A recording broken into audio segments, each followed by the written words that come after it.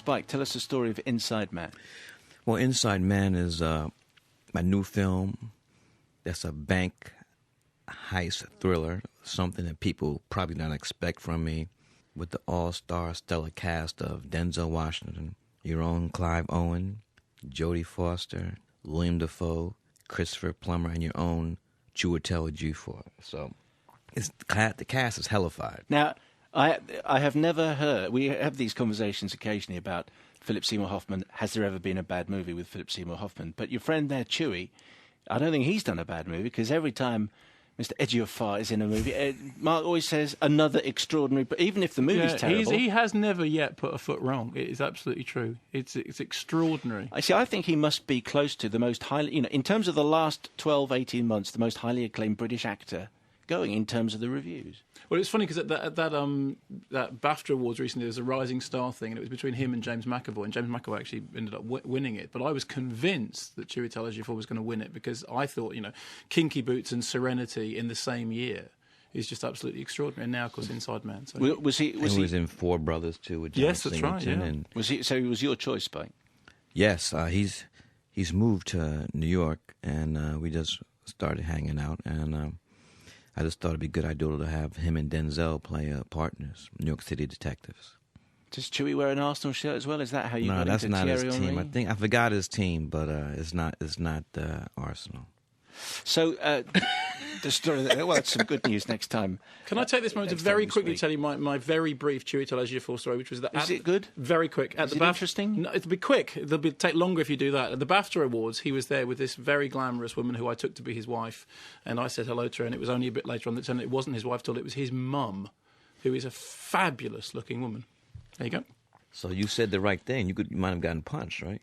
Well, if I'd said to his wife, I take it you're Chewie's mom, that would have gone down badly, yes. So will people be surprised by this movie, Spike, because it doesn't appear to be political, or it doesn't appear to have a message because it is a heist movie? Yes, but we're very slick with this one. We slip stuff in, but this is really a throwback to those 70 films, especially Sidney Lumet's great film Dog Day Afternoon, starring Al Pacino. So there's several homages to that film, but it's still contemporary, still today in New York, the world, post 9/11 New York City. And to see Denzel go toe-to-toe with Clive Owen, the same thing with Jodie Foster. See, Denzel in this film has conflict with Clive, with Jodie, William Dafoe, Christopher Plummer, and to see these great actors go at it, it's a wonderful experience. In what way is it a post 9/11 movie?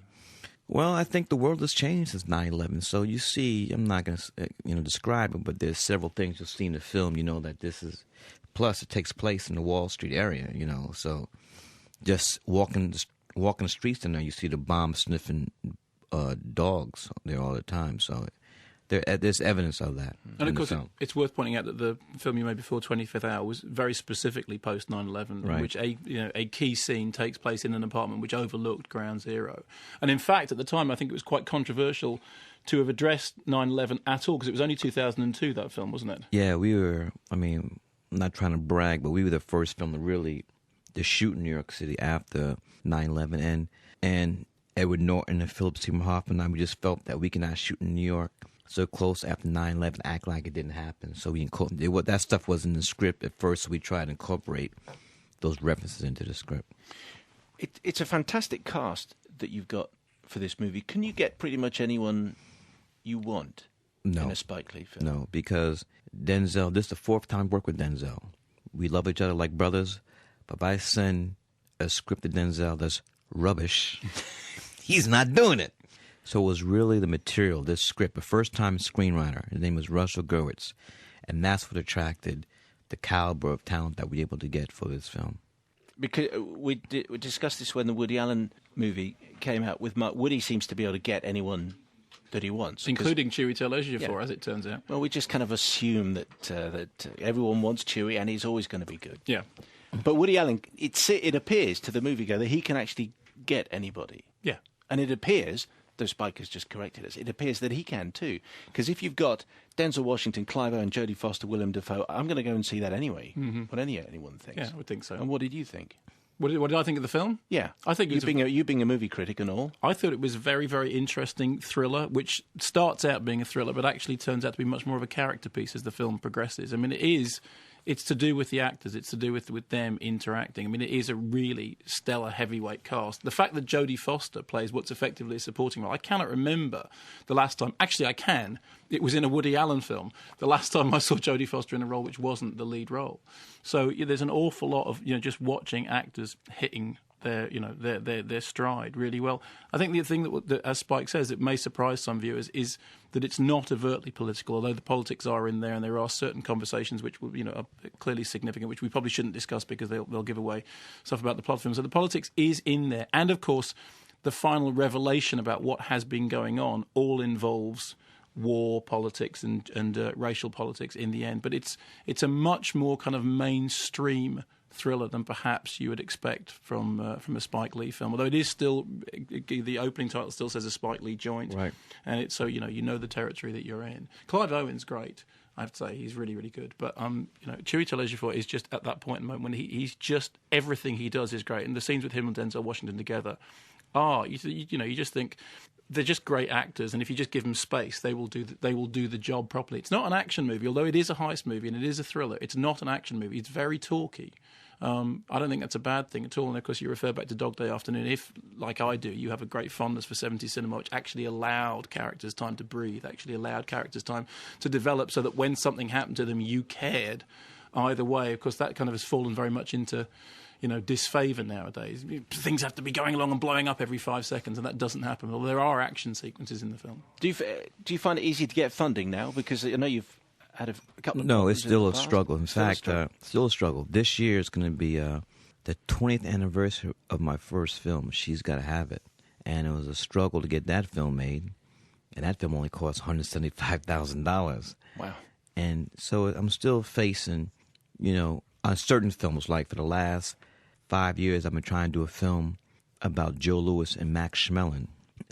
Bud Schulberg, the great Bud Schulberg, and I co-wrote the script. Bud wrote On the Waterfront, What Makes Sammy Run. Bud is 93 years old. Wow. Terrence Howard's going to play Joe Louis. Hugh Jackman's going to play Max Schmeling.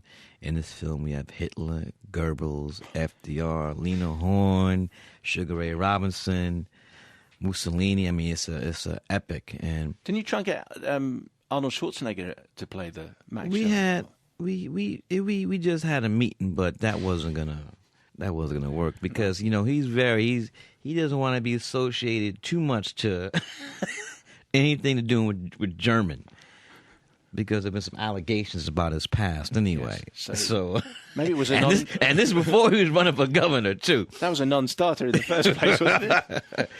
But so we're now with Terrence getting a Oscar nomination for Best Actor in Hustle and Flow, and hopefully with this film. Was that you touching wood? Was it? Yes, knock on wood. Hopefully, with this film being successful, make it easier to get this Joe Louis film made. What's the Joe Louis film going to be called? Save Us, Joe Louis. The clue's in the title. Yeah. Right, some listeners, we'll do some more of this in a moment. This from Tom in Hackney. What did Spike think of A, Crash, and B, Crash winning Best Picture? I could just say we're not talking about the David Cronenberg Crash, just for the cineasts out there. Yes, I liked Crash, and it was good to see those great actors working in ensemble. There was no way in the world the Academy of Motion Picture Art and Science was going to give Best Picture to Brokeback. That wasn't going to happen. Why? Why not? They're not going to do it. Why? They're not going to give a Best Picture to two gay cowboys. It's not going to happen. They'll let Ang Lee. Ang and I were classmates together at NYU, so they'll give Ang Best Direct and stuff like that. But no way in the world were they gonna. Because it's a story about two gay guys. Yes. But we always have this impression that. What's wrong? If there is Hollywood is so liberal. Yeah, and George Clooney made that big speech about I am proud to be out of touch. Hollywood is out of touch. We lead the conversation and about AIDS. They did give the best film Oscar wrongly, as it happens, to Philadelphia, in which Tom Hanks played the least gay man on the planet. But but do they have any scenes of intimacy in Philadelphia? No, that's the point. That's the point. That's why that was like a safe homosexual. That was homosexual light.